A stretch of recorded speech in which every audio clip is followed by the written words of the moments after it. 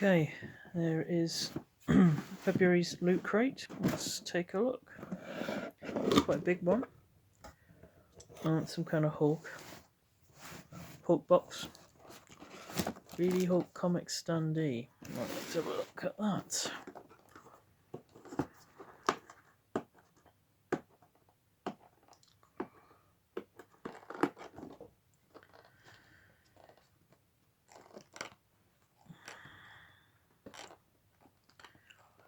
Would have been good if I'd got a scissor. Never mind, right.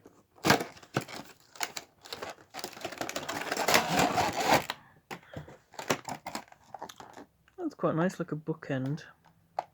Look good on a shelf.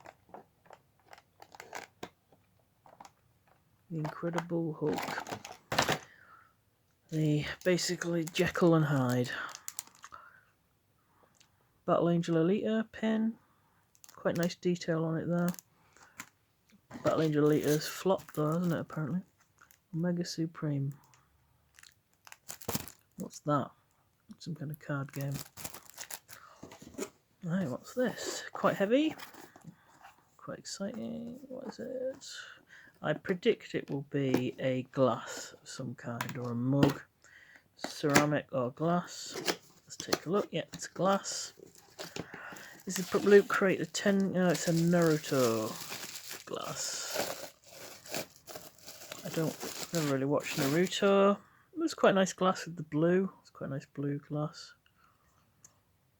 Do not microwave, cold liquids only, hand wash only, do not soak. So in other words, if you do any of those things, the print's going to come off. It's called Transformation, this crate, and the ubiquitous t-shirt. Has there ever been a Loot Crate without a t-shirt? And it's an Adventure Time t-shirt, which I don't really follow. So, it's a Hulk hand box. Cool new trading card. Large playable Transformers trading card game. So the Hulk thing's quite nice. The rest of it I'm not too impressed with. And with the increase of £3 per crate delivery fee for UK customers, I think I certainly won't be getting Loot Crate, I think, from now on. So I've had a couple of disappointing crates in a row. Okay, thanks for watching. Goodbye.